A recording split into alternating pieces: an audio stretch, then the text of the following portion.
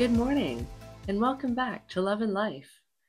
This is your host, Chelsea, and my husband, Aaron, is currently resting. Well, I should say sleeping. It is 8 a.m. on Saturday, June 22nd, and it's been about a year since we've seen you guys, or I should say, spoken to you guys. So I just wanted to go ahead and jump back in and give you the life updates. So, let's get into it. Many of you already know, or at least could guess, that the reason we entered into such a long hiatus was I got pregnant. Yay! So Aaron and I have had our first child now. His name is Keo, and he is 3.5 months, almost 4 months actually, and it's just been a journey. So I wanted to come back to you guys with just all of the life updates that have happened in the past year, and there have been a lot. So I'll try to take it one at a time. I'm just so excited to share everything because there are just so many ways that God really showed himself to us, and that the Trinity really prepared a path and a way for us to be able to do the things that we're doing right now. So I just wanted to be able to share those things, both as something that our current blessed families can relate to, as a way for all of us to take time to remember the things that God has done for us, even when things are difficult or challenging, but also as a spark of hope for all of our blessing candidates, that, we think that things need to be a certain way in advance, and we sometimes think that everything is in our own hands to resolve, but really, it's moments like this that God really wants to show that he is right beside us and that he's taking this journey together with us. And so I just wanted to share some of the ways that we've experienced that in the past year. So before we go on, I do want to address if the sound quality is a little tinny to you guys. I'm using a lavalier right now, and I'm in Keo's nursery space, but I don't know where our recording mic is. So I guess I'll just start with that. So about a year ago, I found out I was pregnant, obviously, and we ended up moving. So we moved from Duluth, Georgia to Roswell, Georgia. And in that process, we obviously packed up the mic, and it has not resurfaced yet. So hopefully the next episode will sound a little bit better. We'll keep looking for it. But I just wanted to go ahead and make sure that that was addressed. I am aware that it is not our previous setup. Okay, so what else?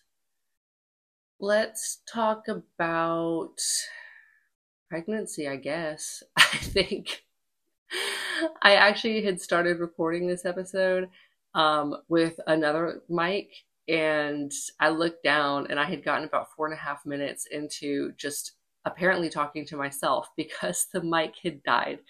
So I'm going to try and keep an eye on the audio soundbar here just to make sure that it's picking up what I'm saying. But what I wanted to convey is that there are just so many things that when we're preparing for the blessing, of course, the top of mind is finding a good partner and somebody that is compatible with you, somebody that you can live with. But then you have this next stage, and that is building a family together. And I think it's just something that is never really going to be conveyed in the form of education, because most of the time the people who are doing blessing educations or blessing preparation are not actually blessed family themselves. They're leaders, but more often than not, these leaders are stars. And so I really just wanted to take the opportunity that we have through this podcast to share from our perspective directly what it's like, and what it feels like on the other side of the fence. So Pregnancy is something that I wish I had been more prepared for. I'm going to be honest.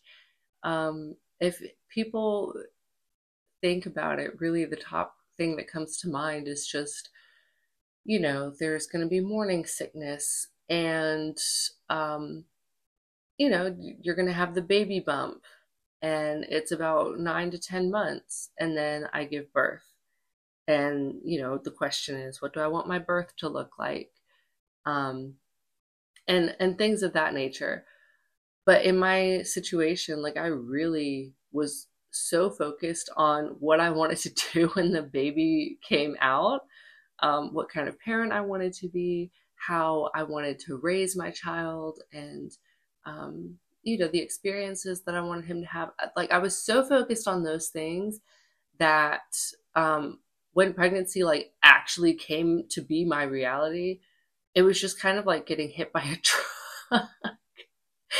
Just the way that it affects, I mean, everything in you. You really become a different being during pregnancy. So, I mean, this podcast is open and genuine, and I want it to be an authentic experience for you all. So, I'll speak as openly as possible.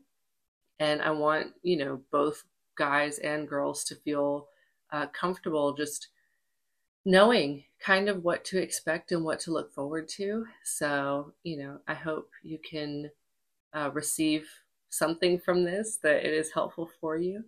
But I'll just go ahead and talk about what it was like. So, you probably already know pregnancy is 3 trimesters.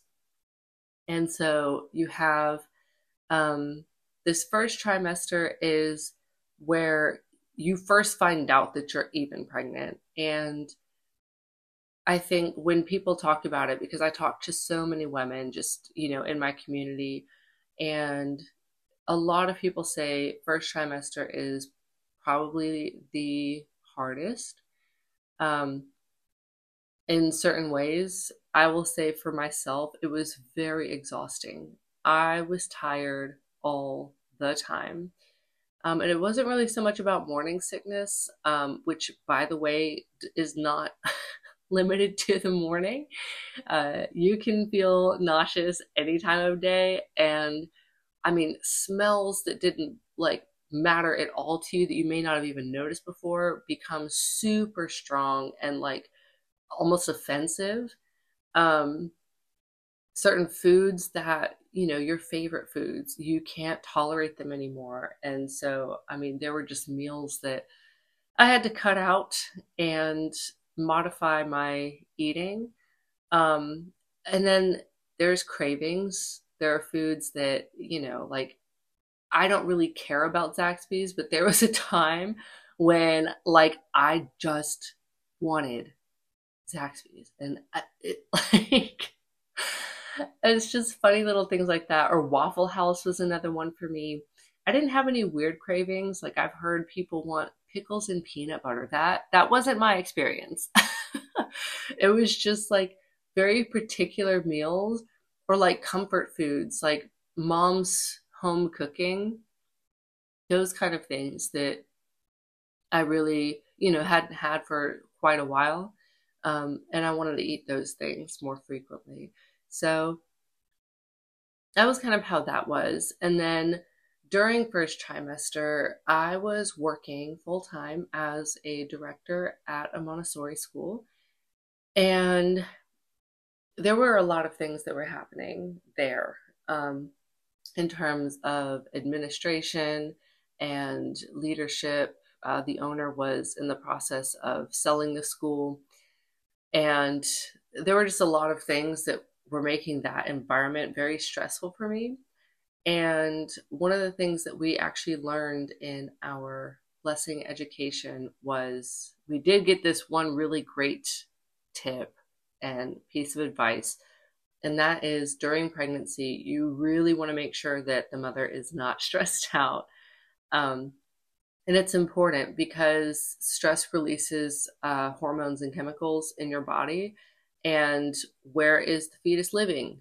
In your body. So everything that you're feeling, like especially those strong emotions, actually do directly impact your unborn child, and it can affect them for the long term, just in terms of what kind of temperament they have, and even their physical health can be impacted.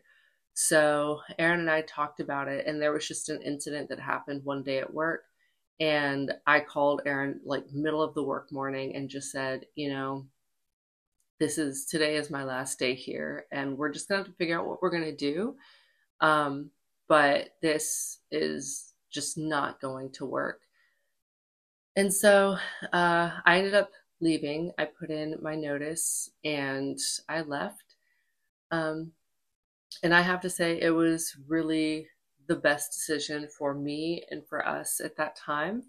I know that there were a lot of uncertainties, especially dropping from now a 2-income household to a single income household, and me being pregnant at the same time. But it was what was needed. And, we just set such a strong prayer condition. We were praying, almost every single night without missing. And God really just, as he always does, came through. So I ended up taking my second trimester off of work and just resting. And it was so necessary. So at that time, Aaron and I were both sharing a car.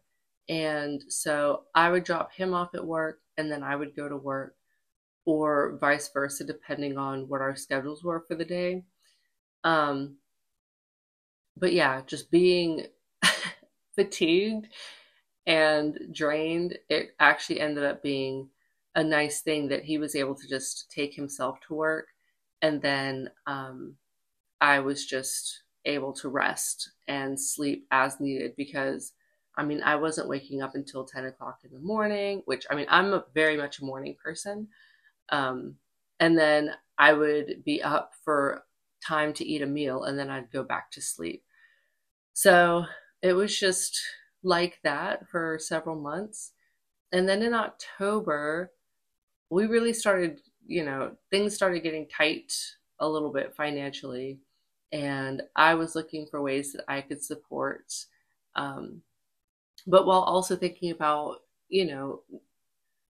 lifestyle, right? I'm getting ready to have a baby. So wherever I work needs to be empathetic and compassionate to that fact. Like, pregnant women are, I don't even know how to describe, but really it's something to take into consideration for from an employer's perspective, because as soon as you start working, like, you're gonna basically have to leave for maternity leave.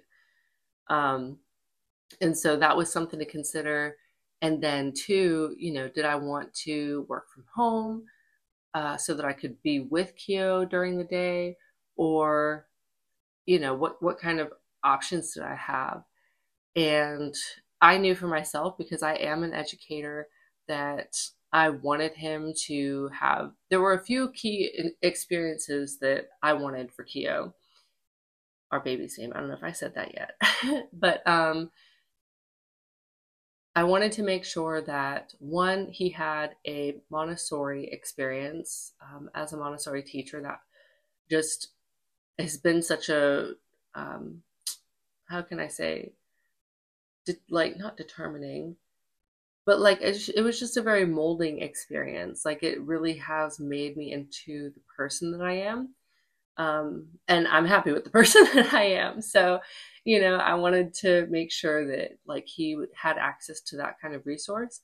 And so some of the conversations that came out during that time were, do I start my own at-home kind of daycare? And I just reach out to a few families around us that, want a stay-at-home mom to help like raise their children. So that was one consideration, and then turning that into like an actual school over the course of time. Number two was working remote, and just getting like a little easy peasy data entry kind of gig, just to bring some cash into the house. And then I was kind of hesitant to even look at other options. I mean, like, really, my heart is in the classroom.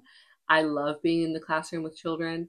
Um, but again, just given my physical situation, I was like, I don't know if that's going to be like the best fit, like for myself or for a school, where they, you need a teacher to be pretty consistent and reliable and there. Um, so those are kind of my choices that I had laid out. And lo and behold, I get an email directly to my inbox that was an invitation to apply to a Montessori school. And it was a lead guide position for exactly my age group, which is the primary class that is ages 3 to 6 years old. And I was like, I looked at it and I was like, is this for me? I don't know. I mean, because I had set up my notifications for like Indeed and LinkedIn. So I'm getting, push notifications for different things every day. But this one just kind of stood out to me. And I was like, let me think on it. And I talked to Aaron and I said, you know what? It doesn't hurt to just talk to them and see what they're looking for and just get some information. So I called the school and the director answered, and her name is Miss Deborah. She's like the most lovely human being I've ever worked with in my life. So that kind of spoils it. But, I got on the phone with her and I said, I got this email saying that you have a position open, wanted to see if it's still available. And she said, yes, we're looking for a credentialed, certified lead. And I said, well, I have my AMI certification and, if you're open to it, would love to talk. And I mean, she just took me the whole 9 yards. And, before I even really said anything, would you like to come in and see the classrooms? You can come in and visit. And I think it'd be great. You could meet the children and, we can talk a little bit and I can answer any questions that you have. I was like, okay, cool. So I went in and it just ended up being, what's the phrase? Like perfect shoe, perfect glove. Everything just fit. She was very open, very transparent about the children in the classroom and, where they were, what was going on, what was happening with the current lead guide. So, I mean, her situation was she lived about an hour plus away from the school. And so she was making the decision to, kind of lessen that burden on herself. So again, it's like October, it's the middle of the school year. So I mean, just for so many reasons, it was really just a miracle because for an opening to pop up like that, at that timing, but also that timing was perfect for me because it was my second trimester. So like I really had that energy back. And that was a really important factor in me being able to even say like, yeah, I'll come in and work. And yeah, I mean, the family is so supportive. Like the fact that I had just started and they were just so excited to meet me and wish me well, so excited for the baby. I mean, the school even had a baby shower for me and parents were bringing gifts. I mean, we received so many different, essential things that we were going to need. And there's so much like teacher appreciation there. So just in so many ways, like, and I looked in the infant room there, and that was like also a critical piece was, it's one thing for me to work in a place, but at the same time, is this really a place that I feel comfortable bringing my own child? And so, I mean, I really got to know the infant teachers and the toddler teachers. I mean, everybody's just so wonderful. And I could just go on and on about the school and how wonderful it is. But it just is. Like, it's just that great. And it's everything that we had prayed for and prayed about. And it was just another one of those signs that it was the right timing. And I think, taking a step back, like, there can be anxiety around getting pregnant and like when is the best time to do it and do I need to have this ready beforehand? Like, should I have what if I have a stable career and I have to leave my job? Or what am I going to do about childcare? And what are we going to do about finances? Like, is my husband going to do all the work and then I'm a stay-at-home mom? There's so many things that really pop into mind once it becomes reality. I think before you are pregnant, you're just kind of like, yeah, I'd like to have kids, and you're thinking about how many kids you want to have. It all changes once you are actually like living the reality. um, so yeah, just kind of jumping back into it. I ended up accepting the position, and it was a seamless transition. I came in and observed for several days the week before the guide left, and then that next week I just came in and took over the classroom. And I just it's been, I don't even know, from October to now, what, 9 months, something like that. Um, and yeah, it's so great, like being able to be in an environment that I trust, that really cares about me. I mean, everyone is very genuine, very authentic. There's no one there to collect a check. I mean, not that they don't make money, but like there's no one there who's just like, another day, we have to do this. And that's important. When you think about what kind of care your child is going to be in, you really want people who love what they do. I think that there are a couple of professions that having a passion for it is one of the like fundamental prerequisites before you should even consider applying, or before you get hired, is you should love your job, and childcare is one of them. Um, so okay, that brings us into second trimester. Things are going well. I start this new job, and then we moved. When did we move? Oh, we moved before I started the job. We moved in August. Yeah. Woo! So just thinking back to it is like, wow, did all of this really happen like in this quickly? But yeah, so we got ourselves a nice place, a good 2 bedroom, 2 bathroom apartment. And that was one of the considerations, is that, we're going to have a nursery for the baby. Um, and yeah, we're currently working towards saving up for a house. That's our current project. But I wouldn't say that that was something that, number one, it wasn't stressed by something. I mean, he very clearly, in the education that we received, stated that, don't worry about getting a house. Don't worry about, these different physical things. When you get married, have children. And I mean, take that with a grain of salt, like, take it according to your situation. I don't think that people should just blindly be like, all right, let me just do this. And you may not be in the best like condition with your health, or certain factors can kind of get in the way of that. But, Aaron and I heard that message, and then, we, for us, got married. Like, we went through the blessing process in February, and then we didn't have our family ceremony until April. So, I mean, for sure, we didn't want to get pregnant before our family ceremony. We wanted to make sure that both of us have Christian families. And so, to me also, because I'm the oldest among my siblings, it was important that I wanted to set a good example for them, that, we're doing things in the proper order, and not just before heaven, but also before like the earth as well. So of course there's heaven's blessing ceremony.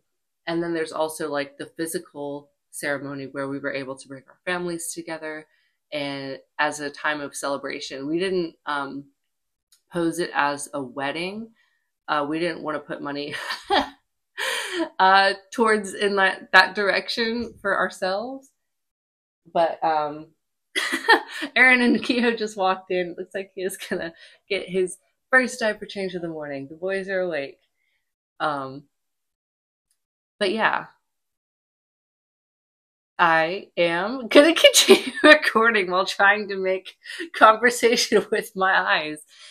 So yeah, we wanted to make sure that we brought our families together and were able to celebrate together with them before conceiving. So that was a factor for us. But then after that, we talked about it and said, I think Aaron asked me a really good question that like really helped me to make the decision. And that was, a year from now, would you regret more having a child, and not being like 100% physically, we don't have a house and, we're not sure like what necessarily our career direction is going to be. Or, a year from now, would you like wish, oh, I wish I already had a child. Like, man, we did all these things, but like I could have already had a baby.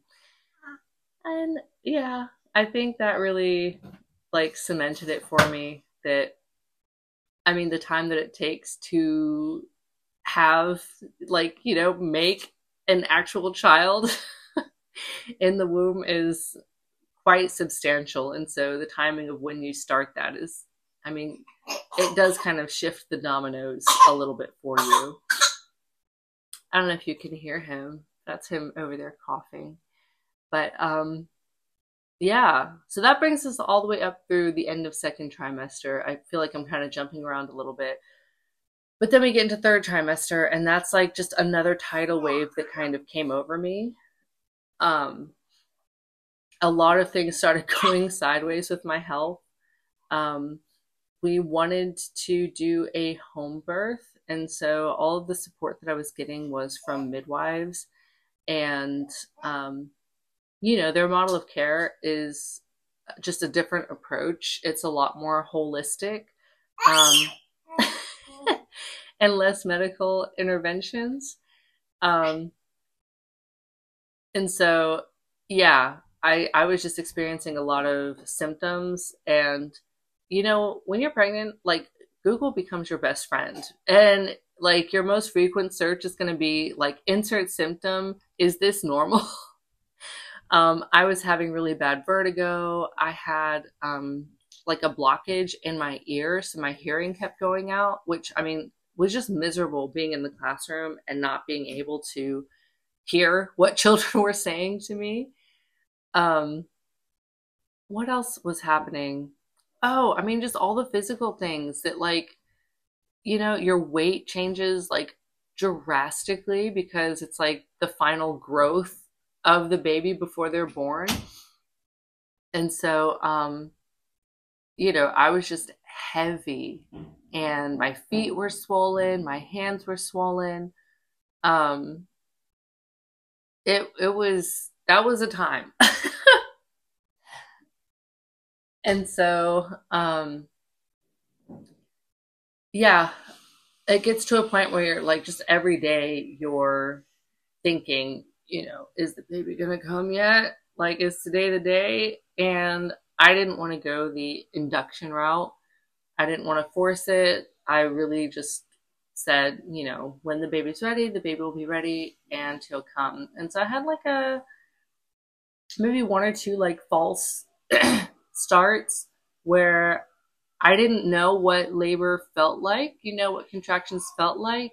So I was like, oh, is this it? Like, I feel a little bit crampy or, and so I would text my midwives and they would say, can you time anything? And what does it feel like? So all of that was happening. And this is all in, I guess, end of January, beginning of February. I ended up leaving work a little bit before. I thought I was going to work up until the day he was born. That was foolish. And so, yeah, I worked as long as I could and I got up to a certain point and I just said, I thought I had one more week in me, but I don't. So I'm just going to go ahead and leave now. And so that, then it turns into this waiting game, which is more psychological than anything else because every day could be the day. And this window is longer than maybe you even think it is. It's 36 weeks is like, from then on up to 42 weeks is like open season. Like you could go into labor anytime. And people use the measurement of 40 weeks, but it can go past that. So it's kind of like any time between 36 and 40 weeks, you're like, okay, like you're so excited. It could be any day. It could be any day. Wow. All right. And some women talk about going into a nesting stage. I never did.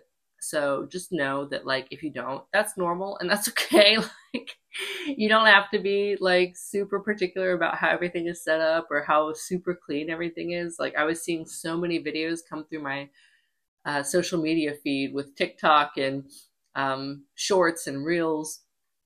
And everybody's like, oh, I gotta clean the top of the refrigerator and I gotta scrub the baseboards. That wasn't me. So if it's not you, let me know, because, you know, it would be nice to feel like I'm not the only person who did not go through that. But, you know, it is what it is. But that's kind of getting up to that point. Then you hit the 40 weeks in 1 day, 40 weeks in 2 days. And I mean, what just kind of popped into mind, what you can liken this to is anytime that like God has given you a word or a promise, or like a lot of Sunsim stories, he'll talk about this. There are times when there are things that you've prayed for a certain amount of time, and then you're like really wondering, when is it going to be fulfilled? And especially when you're in like the midst of difficulties, like physically not being able to move around and being like capable of doing things that you as like an adult should be able to do. I mean, I had to rely on Aaron a lot. I mean, to pick up things off the floor, you can't do that. To reach the produce in like the bottom of the fridge, nope, can't do that. So, I mean, I would have him get things ready for me and put them up on the counter. Any of the cookware, like, to make sure that it was already prepared and I didn't have to pull it out of the cabinets. Little details, I mean, people just don't think about when you're like getting ready to have a baby. It's like, yay, baby, baby. And then you're like, wait, but I still have to inhabit this body while I'm sharing it with another person. So yeah, just that waiting period really is some psychological, I don't want to say warfare. That sounds like really strong, but when you're in it, like, it does kind of feel that way. And then finally contractions started, and they were the real deal. And it was coming really fast. Like, I called my midwife and I said, you know, hey, it's go time. Like, this is happening. And so basically how it works is you notify the midwife, and then they do what's like kind of virtual monitoring. And so they'll ask you, okay, start timing how long it is between the end of one contraction and the start of the next. And, you know, how are you feeling? And so this can be done over text or over the phone. I think once it hits a certain frequency of like time between contractions, then they get you on the phone so they can hear you, because, you know, labor hurts. And so they use that to kind of gauge how far along you are or how close you are. And then they will like time when they come in to support you with delivery, because delivery for some women can last over the span of a couple of days. I'm not saying any of this to scare anybody off. It's so worth it. And every mother who's ever been a mother will attest to this. And it's how we all came to be alive right now. But I mean, this is the real, the raw and the gritty of it. You're just kind of going through it, and, you know, you go through these courses and, you know, different practices. So we're breathing and we're doing affirmations, and, you know, Aaron's got warm compresses to help like with like pain relief and everything. And we're just like putting our all into it, just, you know, staying relaxed, staying calm. I had some music playing, and then I didn't want the music playing. I will tell you this, it's nothing like what media portrays it to be. It's nothing like, you're losing control of yourself and you're just like screaming at everybody around you. No, I think what I will say is this: labor shows like your true character. So if you are somebody who naturally like has the tendency to like flare up or get really mad, then that's gonna show up, not show out. And if you're someone, if you're someone who's generally, Keo sneezing in Aaron's face. If you're someone who's generally, has a more calm like demeanor, then even though you're kind of going through it, still like, I was very cognizant that like, Aaron is my partner in this and we're doing this together. So, still being mindful of how I was speaking when I was like needing something, even though, in my heart, I was like, oh my gosh, like this is agony. So yeah, I mean, those are just some, not highlights, but like little details that I can share. Ultimately though, my labor ended up stalling and I didn't dilate past, 5 centimeters. And just for those of you who don't know, you have to get to 10 centimeters before like a baby can be born.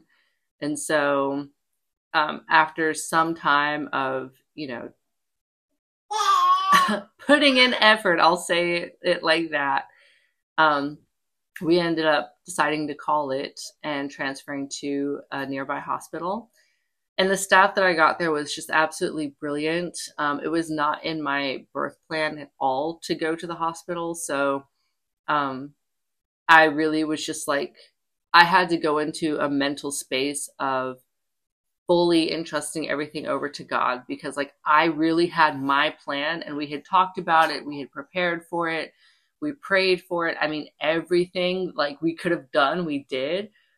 And sometimes things just don't happen that way. And so like you just have to kick yourself out of like the plan into the reality. If y'all can hear Keo, like, sorry. So yeah, one of my, what's it called? Not affirmations, but like my goal for pregnancy was to stay present during the process. And so I think this is where like that desire was really put to the test of, do you get stuck in your own thoughts about, oh no, like this isn't what I wanted? Or do you say, hey, you know what? God is with us and what needs to happen is what's going to happen. And at that time, I mean, there was nothing I could do about it. So we went to the hospital and I felt really, even though I was like hurting, and we live on the 3rd floor. Imagine this, guys. We live on the 3rd floor of my apartment. There's no elevator. So I'm like having contractions, like in pain, have to get like myself together to transport to a hospital, walk down 3 flights of stairs. Anybody who's gone through this process, like, you can imagine. I gotta say, probably that must have been the worst part of the whole thing. Because when you're in a contraction, like you're paralyzed, and so I would just freeze and have to like let the wave go and then keep walking. And then every pothole that we hit, every stop light that we came up to, I labored for, contractions started at around 11:55 in the morning. I called Aaron, he came home. I labored until about, I want to say it was like 7 o'clock at night. Somewhere around there. My sister came over to be with me after she got off work. She got off work at like 5 o'clock. She got to our place around 6 o'clock. So it was hours of going through this before we finally got in the car to go to the hospital. And then From there, I was like, yo, hit me with that epidural. Like, beforehand, I was so adamant. I was like, I don't want any interventions. I don't want to have any drugs, like nothing. I just want to have a natural birth. My mom had natural births. I can do it. And I mean, like, I was just locked in. And when I got there, I was like, you know what? Yeah, 8, 9 hours is long enough of just kind of going through it. So give me the good stuff. And what happens afterwards is just really this, you realize that it's okay. And I'll say my biggest fear, and I'm kind of doing this in part like just as an education for people who want to go through this process, because I just think that there's so much information, and I'm not going to say like qualify it as like misinformation or good information or bad information, but there's just so much that you're inundated with, especially if you were someone who is on social media. And so, I just want you guys to have like an insight to somebody who's gone through, like, who's doing this not from the worldly perspective, but like from a spiritual perspective. Because I think that there were a lot of seeds of fear and doubt that were planted just from like consuming so much content. And one of those things was specifically about like epidurals and how they could impact the fetus. Because if you use it, I mean, in a sense, like excessively, then what it does is it's numbing your body so that you're not feeling everything as sharply. But like some of the side effects could be that your baby also comes out more lethargic. And so I really wanted to breastfeed. And so one of the concerns that was brought up is when you use an epidural, it may cause your baby to come out drowsy, and they don't necessarily have like the like sharpness of their instincts to latch. And so it can cause issues with trying to breastfeed, because the goal is once the baby comes out, like pretty soon after that, you want to have them latched and, starting to nurse. So that was one concern. But, at the same time, you literally have to do what you have to do. Like, I mean, you can plan everything as much as you want, but your reality is just what it is. So yeah, that was kind of that process. And then Kio's heart rate started to dip, and then it would lag before it came back up. So I had to, what am I trying to say? I had to have a C-section. And I think that was the point when I just felt, I'll say sorrowful. Like I really wanted to have a, you know, I'll say natural birth. And it got to a point, I mean, everybody was very communicative with me, which, I mean, that was an experience that I really prayed about. I didn't want to be somebody who was just a patient and things were happening to them. I wanted to be, kind of in control and be empowered throughout the process, because, I mean, it's like literally the most intimate like experience of a woman's life is giving birth. And I didn't want to have any part of that taken away from me. And so I felt very informed, very secure in the fact that everyone was talking to me about, this is what's happening. This is what we're noticing. These are what your options are. And so when that came up, by that time I did have my parents come out to meet me at the hospital. And they said, it's looking like the best thing for you and the best thing for the baby would be to go this route. Oh my gosh. Yeah. So, of course, at the end of the day, I've been pregnant for 9+ months. I've been laboring for 9, 10 hours and I'm tired. And there's nothing at this point in me that would risk losing everything because I didn't want to go through a surgery. And so, you know, I was like, okay, what do I have to do like to go through this process? Because it was not planned. So they have you fill out paperwork, and like I was still very much coherent and cognizant. So I was reading this paperwork. Yeah, it puts some things in perspective really fast. I mean, just mortality. And so, all you can do at that point is just pray. And I knew that like the Trinity were with us and angels were with us. And, I had Aaron with me, like by my side the whole time.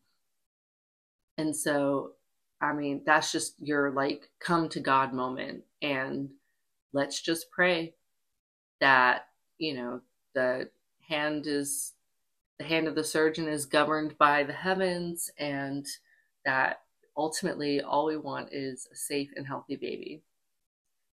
So you go back to the operating room, and everything just goes exactly the way that it should. And Keo came out, and I've got to say, like, the most relieving sound I've heard in my life was his cries. I think there was just some like secret paranoia that I had, and I didn't even dare like say the words out loud, but I was so afraid that I wasn't going to be able to have like a living baby. I don't know where that fear came from. Like there's no real history of that in my family at all. But I was so relieved, and it's just like all the tension just melted away with me as soon as I heard him crying. So that was good. And then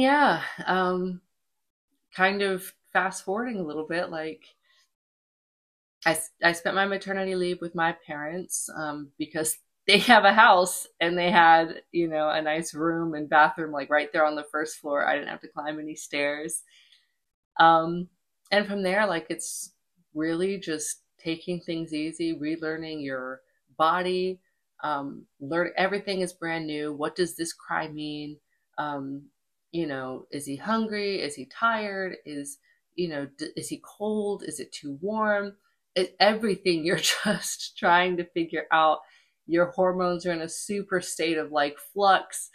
And so, women, when you're praying about the blessing, pray for your spouse and pray for a spouse that is really like supportive and like calm temperament and demeanor, because you are going to be like all over the place and for good reason. I mean, you're going through a lot, but I mean, it really is like a strong testament to the kind of character that Aaron made for himself and like the type of person that he is, that I really didn't have a stressful moment either during pregnancy or during the process of like labor and giving birth.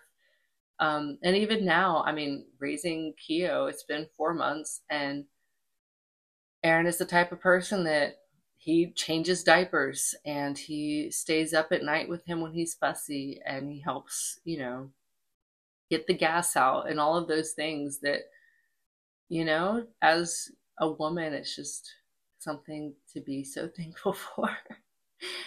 And I, am thankful to God, the Holy Spirit, and the Holy Son for blessing me in such a way. And sometimes, when you first get matched, you don't even know how perfect a match you have until you go through these like real life experiences, because there is a period shortly after the blessing where it does feel like dating. You're really like living together for the first time and spending like 24/7 pretty much together, learning their likes and dislikes. But I will say, having a baby really, we already like, we're good together, but I think that this has really like unified us in another level, because now it's like putting our vision together for our family, for our household, and raising a child. Like, what kind of person will he become,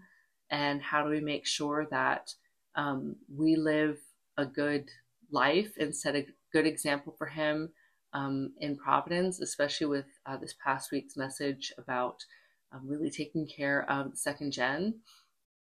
And so, for us, this is our mission. There are things that we want to do with the church. And I mean, very much like Aaron is very much involved directly with the church. But, for me, like, this really is like the work of a lifetime to raise a bride in Providence. And how do you treat like heaven's bride that is also your child, and you're responsible for taking care of them? So those are like some of the deep thoughts. And I mean, I come into this completely raw. I have no notes in front of me, no script or anything. So just following the inspiration, I hope that this was able to be meaningful to whoever is listening. And if you are still here and listening all the way to the very end, I really thank you so much for, enjoying this journey, hearing what it was like. And, I wish only good things for our audience. Pray for you all, no matter what circumstance you're in. If you are, second gen yourself, or planning to have a family one day, you already have a family, and this is just kind of bringing back memories for you. I really hope that, love and life, we can come back and have this as a place where we can just kind of share stories with each other and encourage each other. It's something that I really hope to have among blessed families, because our children are the ones that are going to grow up together, and they're the ones that are going to, as we said before, be the future of Providence. So let's do it. Hopefully in the next episode or two, I'm going to try and get Aaron to come on and share his side of things and his perspective, because he also went through a lot of changes and adjustments during this time. But for now, that's my piece. I love you guys, and you all take care. We'll see you on the next episode. Bye.